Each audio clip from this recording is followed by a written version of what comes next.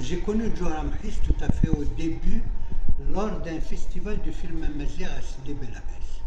J'étais président d'un jury et il était membre de ce jury. Au fur et à mesure de cette période qui a duré le festival, j'ai commencé à découvrir une dame que je ne connaissais pas bien, dont j'entendais parler, je connaissais ses travaux, mais je ne la connaissais pas de façon si proche et durant une période assez importante de 5 jours. Et à cette période-là, j'ai découvert une femme pleine de bon sens et qui a beaucoup à donner.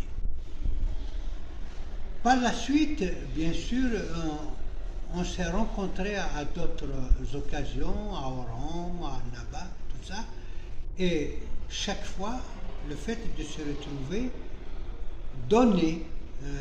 nous donnait l'occasion de se lier d'amitié et de faire disparaître ce qui peut paraître a priori des barrières. Donc, c'est devenu pratiquement une amitié entière et non encombrante. C'est-à-dire que elle et moi, nous sentions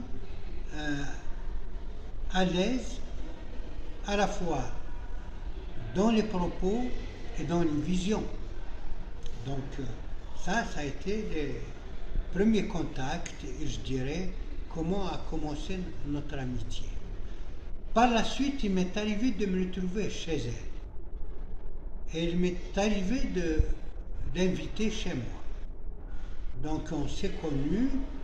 Par la suite, je dirais, de façon étroite, autour de dîners, autour de repas, où étaient associés d'autres intellectuels. Et j'ai compris que l'espace de Al-Jawhar est une arène où s'expriment des intellectuels de visions différentes.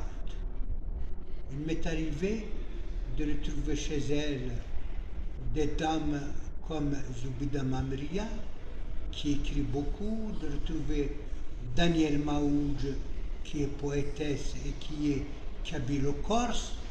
Il m'est arrivé de croiser Kamal Bouchama, qui est ministre et qui est un homme écrivain aussi, de rencontrer particulièrement un homme exceptionnel en la personne de Mouloud Achour, journaliste et écrivain que j'ai apprécié